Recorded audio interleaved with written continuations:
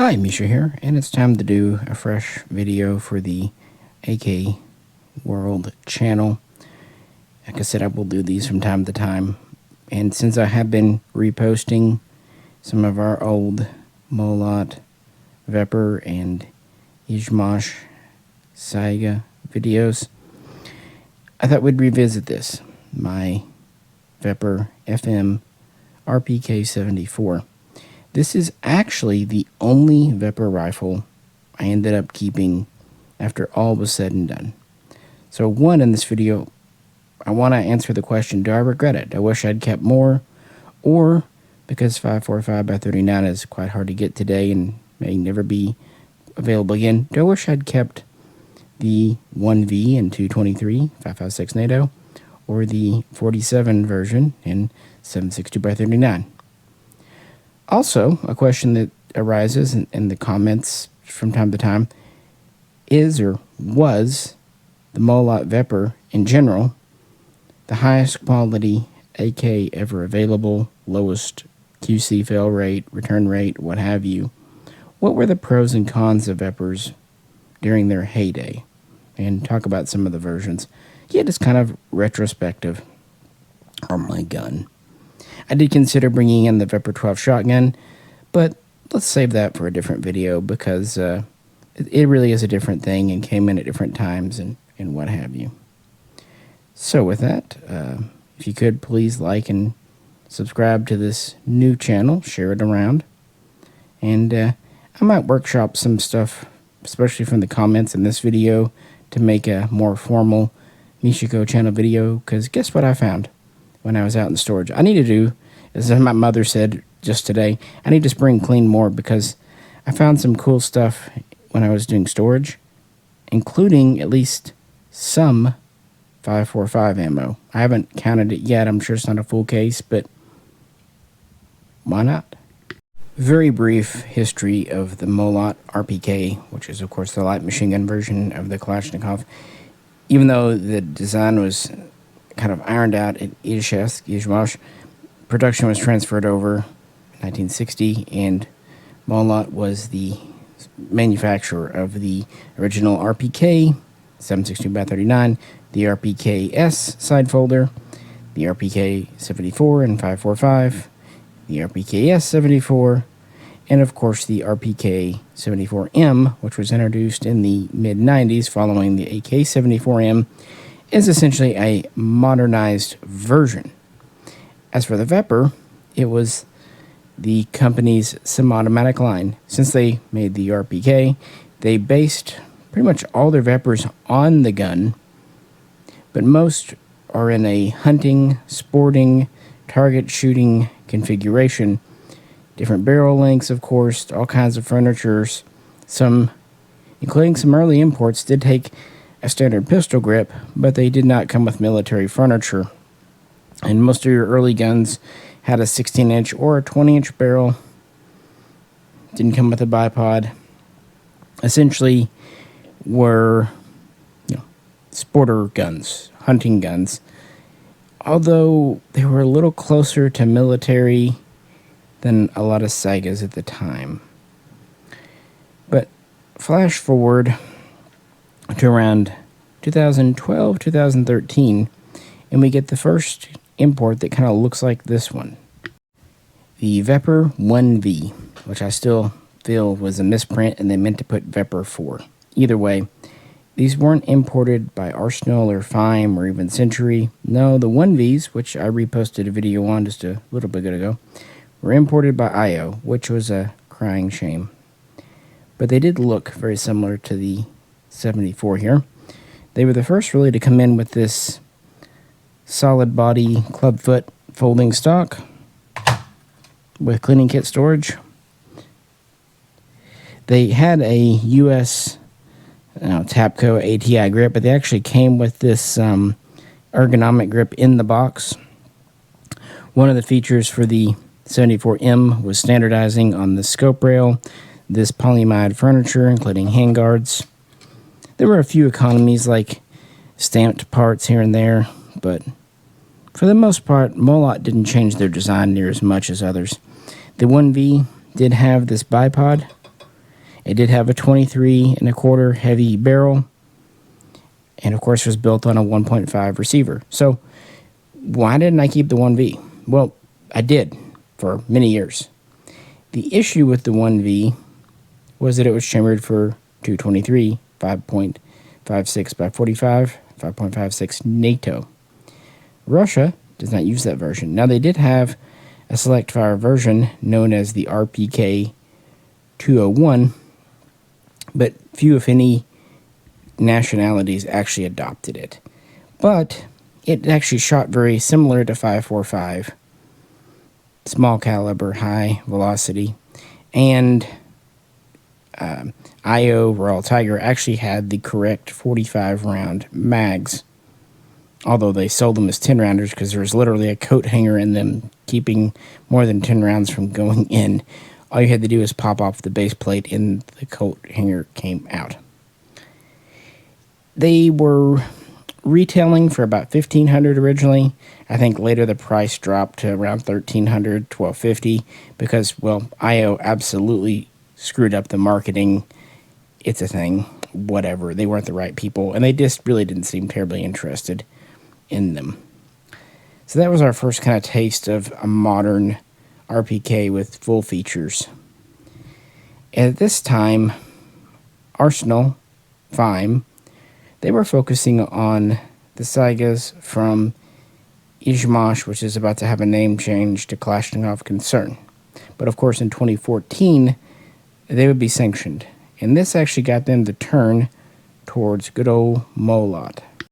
At first, they just imported, like several others before them. There had been multiple importers. The first one I recall back in the day was Robinson Arms, Rob Arms, but there have been many others. They were just, standard wood-stocked and other type guns. But then they introduced the FM series, the FM47, FM74, which were, of course, in 5.45 and 7.62-39 respectively. Well, and then you had the Dash 11, which had a fixed stock, and the Dash 21, which had a folder. But it wasn't this style of folder.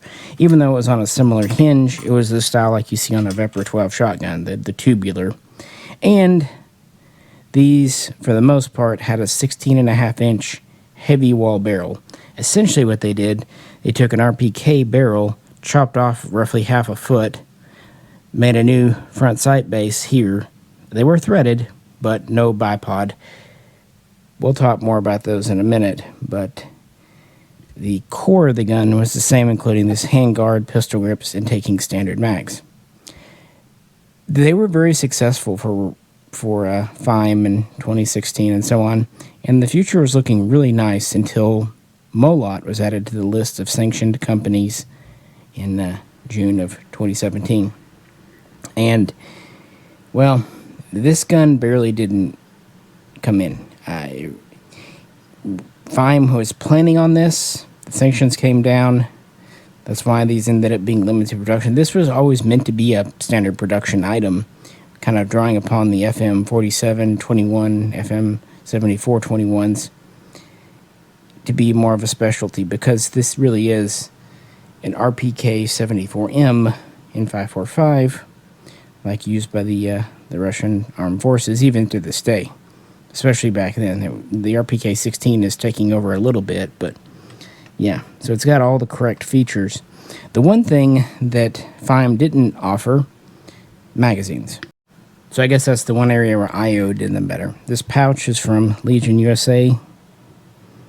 And luckily, Legion USA did have factory RPK so-called waffle mags. The 5.45 versions are actually slightly more common than the 223. So amongst the rarest Russian mags in America are actually those imported by IO for the 1V, even if they didn't ever market them. They look very similar to these, just a slightly different curve and pattern. So I got these from Legion to kind of complete the look. But of course, standard 30-round mags and older Bakelite RPK mags would fit. In fact, they ship it with 130, but hey, if you're going to do this, do it. Also, this double hook RPK sling came from Legion, as best I can remember. So instead of this being kind of the new product that they were planning on introducing late summer, early fall, these ended up being a very limited production item. And they were followed by the exact same gun, but in 7.62x39. It would be, of course, the FM RPK 4733, and it was a semi-automatic version of what was known as the RPK M for modernized, or if you prefer, RPK 203 if you're going by like Molot speak. So we have those two versions there by FIME, plus the previous VEPR 1V from IO. So we actually do have all three calibers. Unfortunately, none were ever imported in any real numbers, even the old 1Vs. Not because they were banned, but just because IO didn't know a good thing. So to answer the question, do I regret keeping the 545 version, or even keeping the 23-inch bipod version versus the 16-inch version?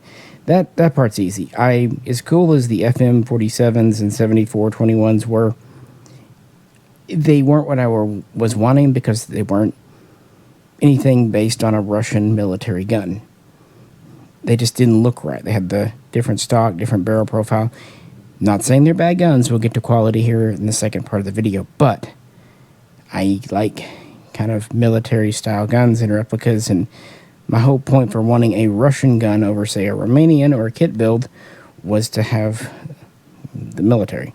So no, I don't regret going to this bigger version, even if it is quite a bit heavier, and ended up, of course, being more expensive. Although, not as much as you'd think going forward.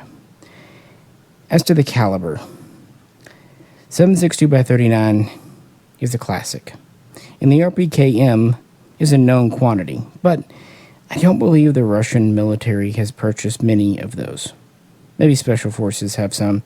And while they have had a few export contracts, not major. So as nice as it would be to have the standard gun, standard caliber, it's not really the look I'm going for. Also, if I was going to do that, I would have probably put wood furniture on. Kind of give it more of an RPK-S look. And to be fair, the differences between more recent RPKs and the original 60s, 70s RPKs are not as drastic as with the AKM and whatnot, but there are differences, mainly to do with the latching mechanism. The original guns, you actually needed a bullet right here to work the stock. Yeah, later they, of course, added the release on the other side. They also had a few minor differences, like the catcher is different, and the dimpled hardware. Original, of course, had pinned-on hardware. You see this is dimpled here and here. Fun fact, the front sight base is not dimpled on a military gun. Why? Why is it held in with pins? Because of the bipod. The only way to actually replace this whole bipod unit is to pull off your front sight base, and if it's dimpled on, you really can't do that. So for maintenance, they actually kept this one part as there. Now the flash hider is unique to the small caliber versions, and there is actually a small difference between this on the M and the original 74, but little bird cages. Kind of fun. So yeah, even if I tried to make this into an RPK-S, if it was in 7.60x39, it wouldn't be 100% there. Not bad, but again, not 100% of the way. Whereas this, aside from not having the fun switch, you know, it really is an RPK 74M. As for the good old VEPR 1V, it was fun to shoot, but again, really no military used it. And we have so few 545x39 imports, not RPKs, just any. You know, you've got the Bulgarian SLR 105, SLR 104, UR and FR. You've got the Romanian SAR2 and WASR2. And you have, of course, the Sega SGL31 and the like. But most of your 545 guns here are parts kit builds. Nothing against them, but you have to admit there's kind of a cool factor to an import from a former Comblock factory. And that's what this is. So even though 5.45 is the hardest to get of the 3 calibers today, that's why I went with it back then, and I don't regret it today. To be fair, 760 by 39 is not much easier to get, although 5.56, if you wanted a shooter, a 1V would actually kind of be the best choice, and it would look identical, even right down to the mags looking the same from 3 inches away at any rate. But I can't say I bought this as a collectible. That's not right. I like shooting guns. Collectability is really a distant second place in my head. I buy things because they fit my collection. Is an example piece of what Russia's using, the big brother to the AK-74M. Don't know. So, but no, I don't regret my decision. And the only way I was able to afford this gun, I picked it up when these first got released. Everyone thought they were about $4,000. Everyone thought that was crazy. It was. Of course, nowadays they're going for $5, $6, $7, so not so crazy. But the only reason I was able to afford this, actually I sold my VEPR 1V. I had paid around $1,200 for it, and it brought about 25, 28, something like that. But what really brought money were the mags I kept for it. I had like 6 mags, those 45 rounders. I paid like $30 a pop for them. Again, because they were sold as 10-round mags. And I don't remember rightly what they went for, but it was several hundred a pop. So essentially by selling the 1V and its mags, I was able to get most of the way there to pay for this, meaning that all in all, I'm in this gun under $2,000, $1,500, somewhere in that ballpark. That I can live with, and that's about the only way I can justify higher purchases, is selling something else that I got into and it's gone up in value. Same way I got my Valmet M62. Just buying outright cash out of pocket, I could not have done that. Later, I did have a few of the 760 by 39s in the store. Even did put wood on one and sold it. That was cool, but this was the one I wanted to keep, and years later, I'm still quite happy with it. The only things I had to do to it, I put on the correct flash rider, the right sling, like I said, I had to source the right mags, and I put on the Ergo pistol grip, although I could put a true black one on as well. Either one would be kind of correct. Otherwise, it's good to go. It's a very durable gun, very solid gun. And it's one that still makes me happy. If 5.45 ever becomes more available, I will definitely take it out and shoot it. And that gets me into the overall dependability quality of the VEPR series. To answer the question, are these the best AKs we've ever really had? Honestly, maybe. Okay, it's a mantra of mine that I repeat on lives and on videos. Every manufacturer has a limit. Absolutely every single one of them. But Molot seems to have had the lowest rate by far. Part of it is they're a much smaller factory than Izhmash, Kalashnikov concern. Part of it is they've been making essentially the exact same gun, the RPK, one guys or another, for half a century. And part of it was they were always more expensive than Sega's. Then they were never just grossly expensive like we see today, but the VEPR was always considered the higher end, the more Gucci version compared to the Sega. Ironically, these days, I almost feel like I see Segas going for more than a lot of VEPRs, but it's really model dependent. So they just had a smaller outfit, a tighter run outfit, and they were used to building LMGs, which meant components that went to stamping and casting with the Izhmash and Kalashnikov concerned guns stayed machined for the most part with Molot. That's not to dog on casting or stamping, but it does mean their guns benefit from that LMG heritage of just being durable. The extra thick top cover, bulge front trunnion, of course you get the windage adjustable rear sight, very heavy profile barrel, People ask about shooting these out. Guys, this was meant to be used as a machine gun and semi-automatic. With us paying for ammo, it'll outlast you. The bipod's actually stamped, but these are good. Cleaning rod under the barrel. So I got this secondary cleaning rod retainer here. Some of the FM RPKs don't have that for some reason, and I'm not sure why. Like I said, this is an early one.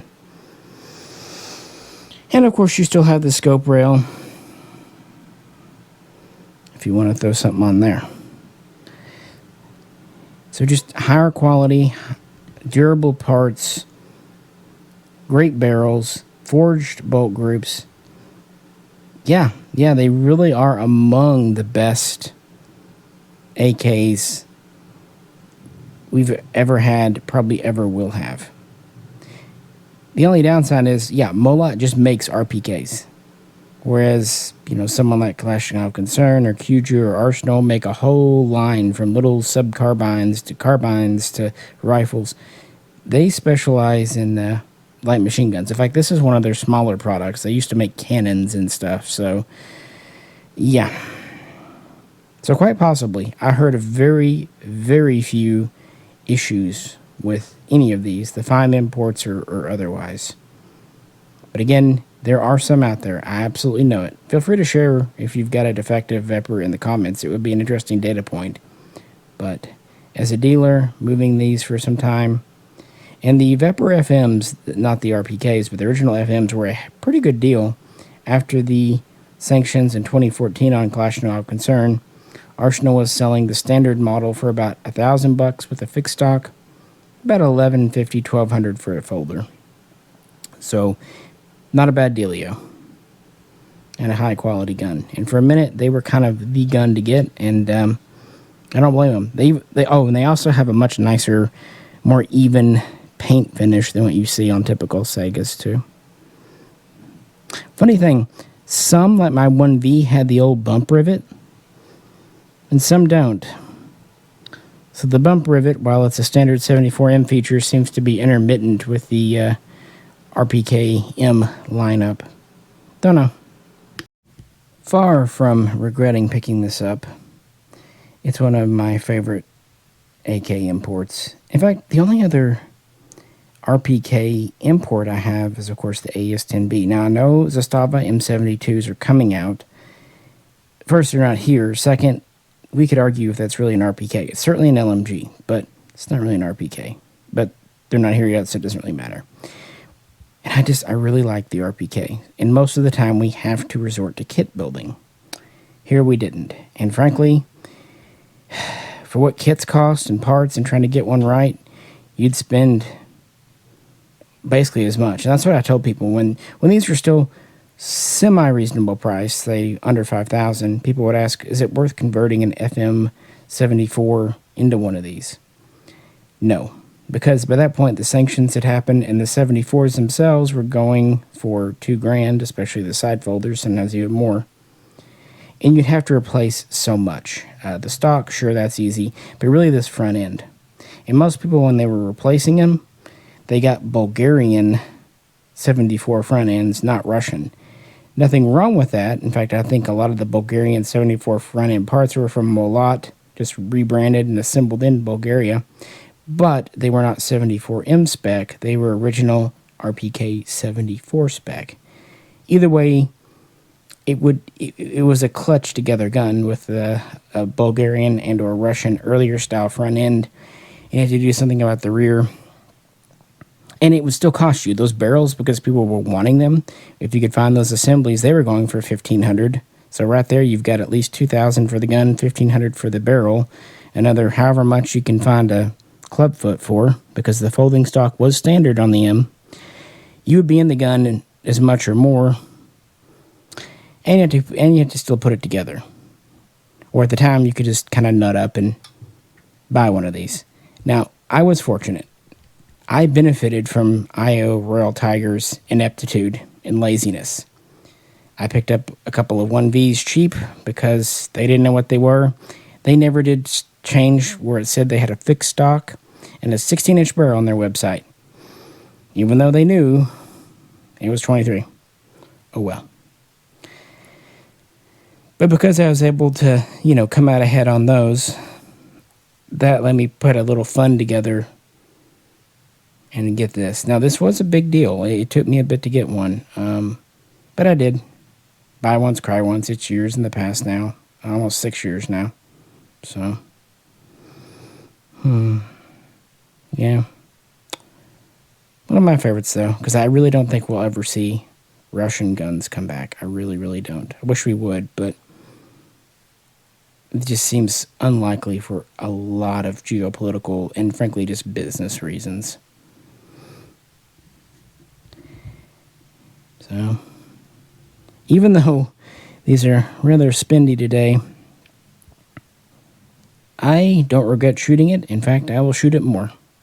As I said at the top of the video, I actually found some ammo out in the storage. Not a whole lot, but enough, so probably by the time we take this back out, I might do a Mishaco channel video. Now, I wanted this for a replica of Russian military, but if you just want a good shooter, accuracy and durable, get an VEPR, either an FM RPK, FM 47 or 7. Well, I honestly, this is just me. Today, unless you already have 5.45 ammo and mags and everything, I would probably stick to the 7.62x39 version, personally. But if you're like me and crazy and just got to have 5.45, go for it. But then again, if you want 5.45, you're probably more of a purist like me, and you probably want this style anyway. So if you're getting the shorter 16-inch barrel version, you're probably wanting a shooter, and for a shooter, yeah, get the 7.62x39. And go hog wild, because you're not going to break it under normal use and even under some extremists. And that's cool.